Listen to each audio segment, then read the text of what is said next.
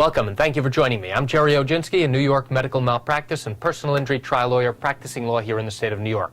Today's topic is about some solutions that I've been able to accomplish for past clients. Let me give you an example. A young woman, 27 years old, came to me after telling me that her doctor performed a hysterectomy, which is a surgical procedure to remove her uterus so that she could no longer have children, and did that knowing that she did not need the hysterectomy. A thorough investigation revealed that this doctor performed a hysterectomy because he was convinced that this patient had cancerous cells in her cervix and also in her uterus. The problem was this doctor utilized information he obtained from a pap smear. It turns out that the pap smear should have triggered another test that he should have performed, known as a cone biopsy.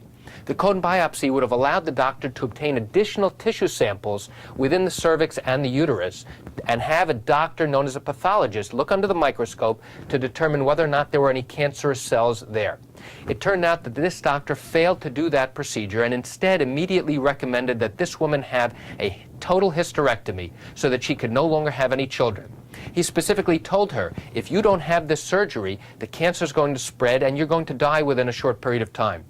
The problem was that after the surgery, the doctor who looks at the tissue samples under the microscope, the pathologist, determined that there was absolutely no cancerous cells anywhere in the tissue samples that were submitted.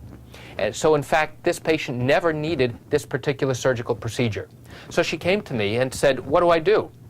Well, I had the case reviewed by a medical expert, an obstetrician gynecologist, who confirmed not only did the doctor not do the proper treatment, but he never should have performed this surgical procedure, which now makes her sterile.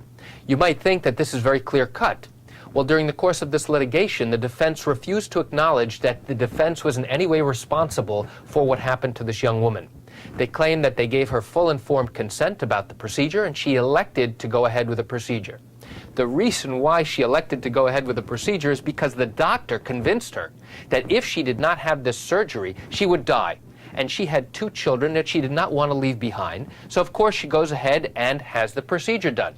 This case proceeded to trial in the Supreme Court of the state of New York in Bronx County, and even during the course of the trial, the defense refused to acknowledge that they did anything wrong. It was only shortly before the case was going to go to the jury for their evaluation did the defense come to us and say, we'd like to try and settle the case. And right before the case was going to go to the jury, we were able to successfully settle this case to the satisfaction of both parties.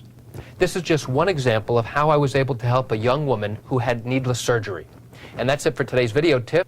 If you suspect that you or your loved one were a victim of medical wrongdoing, pick up the phone and call me. I can answer your legal questions. You can reach me at 516-487-8207 or by email at lawmed10@yahoo.com. I want to thank you for joining me. I'm Gerry Oginski. Have a great day.